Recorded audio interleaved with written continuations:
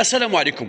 كأس العرب رسميا على التلفزيون الجزائري. في بيان رسمي على صفحتها أعلنت المؤسسة العمومية للتلفزيون الجزائري أنه مواكبة للحدث الكبير والمتمثل في كأس العرب فيفا 2025، فإن المؤسسة العمومية للتلفزيون الجزائري ستقوم بنقل كل مباريات الكأس بداية من 1 ديسمبر إلى غاية 18 ديسمبر موعد المباريات النهائية.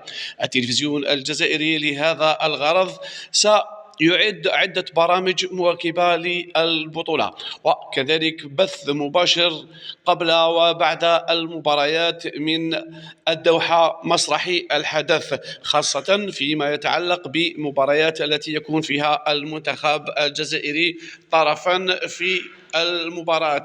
يذكر بأن عدد الدول العربية المشاركة في التصفيات هو 22 دولة. هناك بعض الدول تأهلت مباشرة، وبعض الدول لعبت مباريات أمسية الاثنين أو أمسية الثلاثاء عفوا، ومباريات أخرى ستكون هذا الأربعاء لتكملة المجموعات.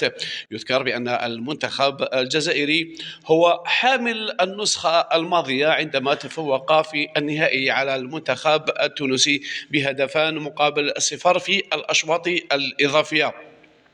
المؤسسة العمومية للتلفزيون من جهة أخرى قامت أيضا باقتناء بعض المباريات لكأس إفريقيا التي ستنطلق في أواخر ديسمبر من هذا العام، بالتوفيق للمنتخب العربي الجزائري وبقية المنتخبات العربية الأخرى. للتذكير فقط، فإن المنتخب الجزائري مثله مثل منتخبات مصر والمغرب ستشارك بالمنتخبات الثانية، وهذا كما قلنا لقرب كأس إفريقيا بعد كأس العرب. فيما منتخبات أخرى مثل السعودية، قطر والإمارات والمنتخبات الخارجية الأخرى ستشارك بالمنتخب الأول. يذكر بأن مباراة الافتتاح ستلعب هذا الاثنين بداية من الساعة 5:30 مساء بتوقيت الجزائر، وتجمع البلد المستضيف منتخب قطر مع منتخب فلسطين. بالتوفيق للجميع، دمتم أوفياء. السلام عليكم ورحمة الله تعالى